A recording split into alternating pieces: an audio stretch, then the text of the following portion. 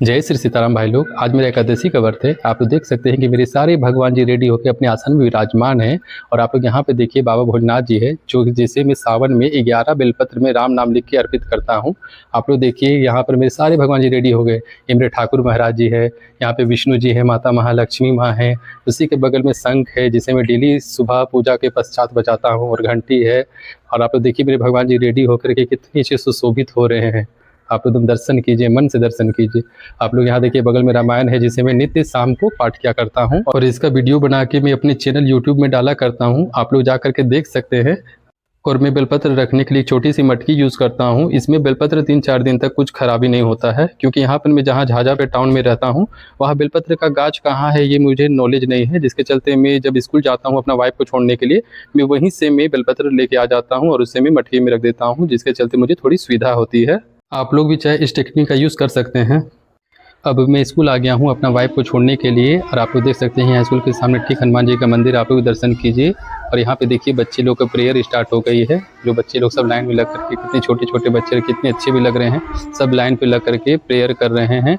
School का time भी start हो चुका है, और टीचर सब भी बच्चों पर ध्यान दे रहे हैं कि लोग अच्छे से प्रे कर रहे हैं। और वहाँ देखिए मेरे बाबू बदमाशी कर रहा है। शाम में स्कूल से आने के बाद अपने भगवान के पूजन के लिए लग गया हूँ। आप लोग देख सकते हैं आज एकादशी है, जिसके चलते मैं अपने भगवान को फल अर्पित करूँगा और उसे ही मैं प्रसाद के रूप में पाऊँगा। हर एकादशी को मैं यही करता हूँ कि जो भी शाम होती है तो मैं भगवान को जो भी फल अवेलेबल होता है, चाहे सेव हो, केला हो, अंगूर हो, जो भी मतलब सीज़न के हिसाब से जो भी फल अवेलेबल होता है, मैं उसे ही भगवान को अर्पित करता हूँ। और भगवान को अर्पित करने के बाद जो प्रसाद होती है मैं उसे ही शाम में पाता हूँ, और अपना एकादशी का व्रत को पूर्ण करता हूँ। मैं दिन में सिर्फ जल लेता हूँ, जब भी अगर प्यास लगी तो मैं सिर्फ जल को पाता हूँ। और बाकी जब भी शाम होती है सूर्य को ढलने के बाद, तो मैं भगवान को फल अर्पित करने के बाद मैं उसे ही प्रसाद के रूप में पा करके मैं अपना एकादशी को पूर्ण करता हूँ। साल में कम से कम 24 एकादशी होती है, 12 महीना, मतलब हर महीना में 2-2 एकादशी होती है। इसलिए हर इंसान को चाहिए कि एकादशी का कम से कम व्रत करे, क्योंकि एकादशी व्रत में इतनी शक्ति होती है कि आपके जो भी जीवन में दुख और संकट आती है, वो सभी संकटों और दुख को दूर करती है। क्योंकि बिना तड़प का कुछ मिलता है नहीं भाई लोग। इसलिए सोना भी जो है वो तैयार होता है तो आग में जलने के बाद तैयार होता है। उसी प्रकार इस शरीर को भी जलना पड़ता है, दुख सहना पड़ता है, उसके बाद ही भगवान कुछ ना कुछ दया करते हैं। और जो ये युग चल रहा है ये कलयुग है। कलयुग में केवल नाम को आधार बताया गया है।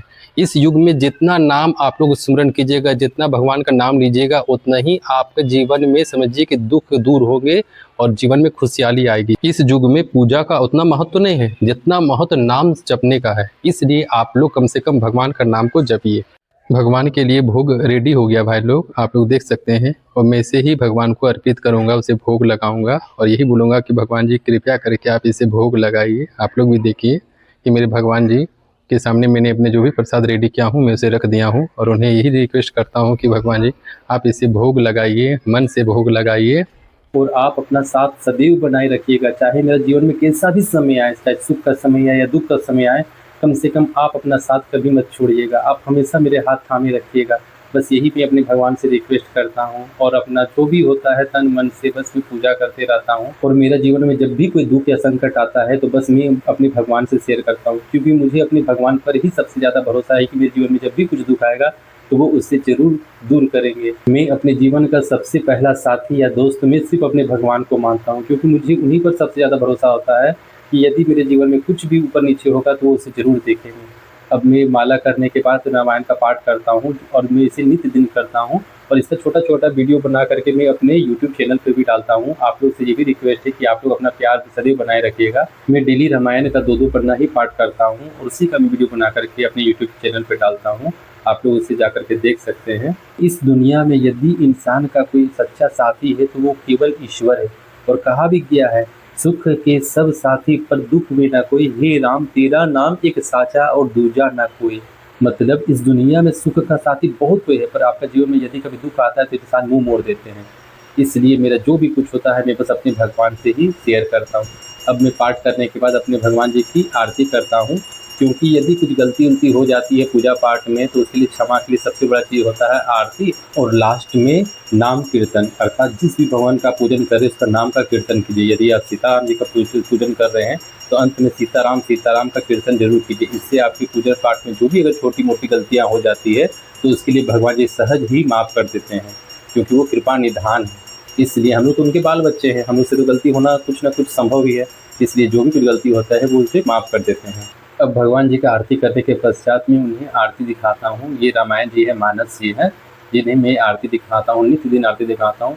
और कहा भी गया है, यदि आप मानस में आरती दिखा दी ना, अर्थात सारी देवी-देवताओं को आरती दिखा दी, क्योंकि मानस में सारी देवी-देवता आ जाते हैं, इसलिए इन्हें नित्य प्रणाम करना भी चाहिए। आप लोग भी मानस जी को प्रणाम कीजिए तन मन से, क्योंकि ये सारे फल को देने वाले हैं।